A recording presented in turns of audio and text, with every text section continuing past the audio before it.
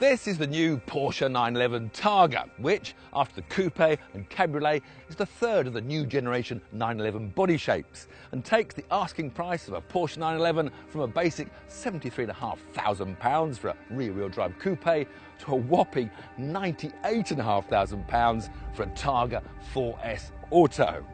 But just in case you're worried about how much more you get for that extra money, I can assure you, you do get an extra 195 kilograms of car. Now that's an awful lot of extra weight. So we're going to take this 911 4S Targa out into some beautiful Italian countryside to see if that extra weight has blunted the 911's legendary sharpness. The Targa top was pioneered by Porsche in the late 60s. It started out as a concept to provide a rollover bar for a convertible car, that soon became a design in its own name. Named after the famous Targa Florio, where Porsche had so much success, it was generally accepted as a panel that went over the top of the driver's head. But in more recent 911s, it's been a glass top that slid into the rear screen and created this great big full glass roof. Now, however, we're back to basics. The Targa bar is back, and there's a very new way of storing that panel.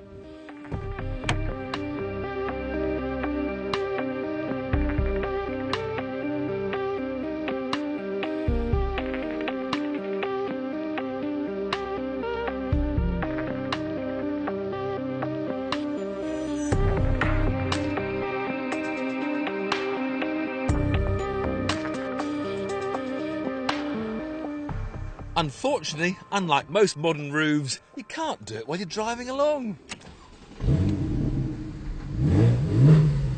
Now where's the fun in that, Porsche?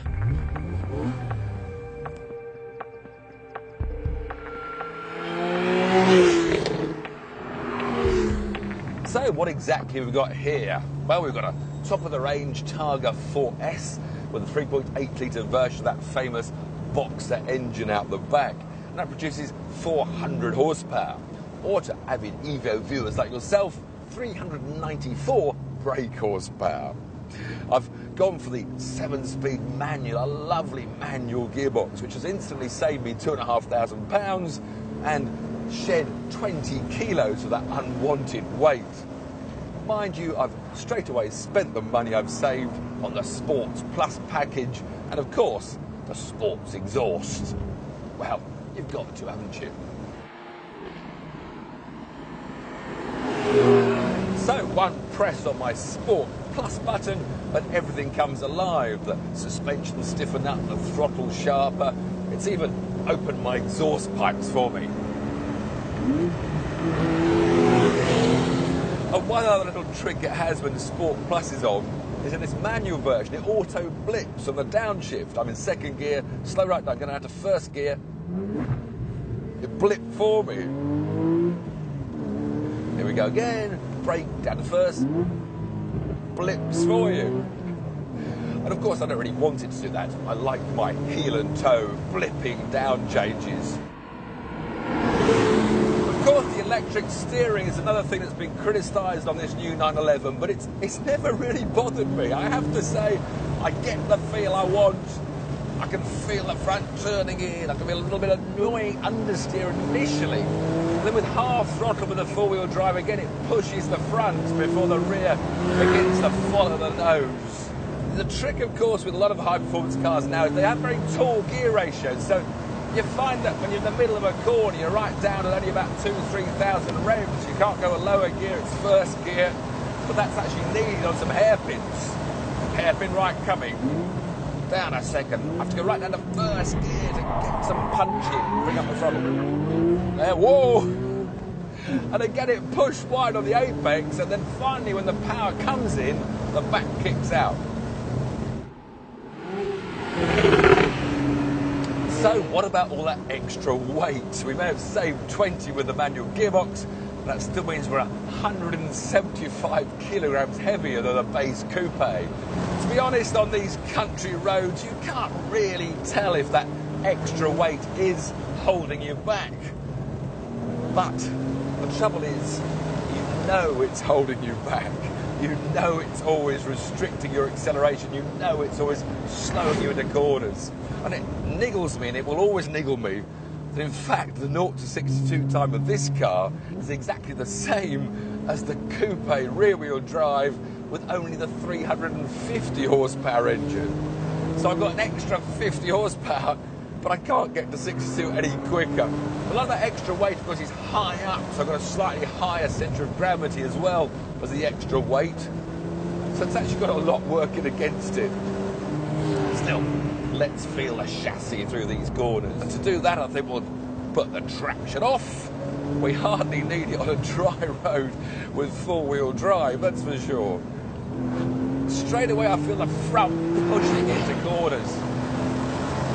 And also, just at 130 kilometres an hour, it's quite noisy with this Targa top off. I'm sure you can hear the wind noise rattling around. Despite the hole in the roof, the ride quality is absolutely stunning for a car of this performance edge. It takes some really horrible potholes without any scuttle shake, without really jarring the passenger. It's a well-sorted chassis.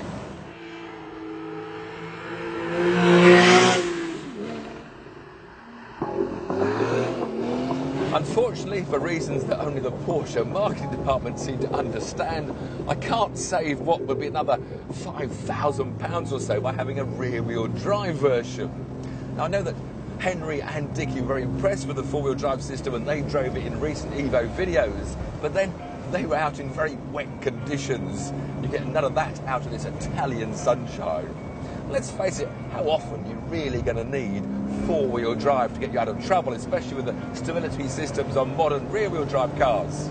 And of course, not having four-wheel drive would save you another 50 kilograms of weight that you don't really need. So what would I do if I was told I had to spend £100,000 on some fresh air motoring? Would I go for this Porsche Targa? Or perhaps the F-Type convertible, the Jaguar that would save me quite a lot of money?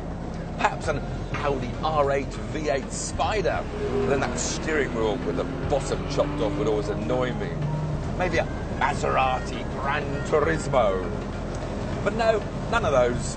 I'd buy British and go for the Aston Martin V8 Roadster. Now that's a proper man's car.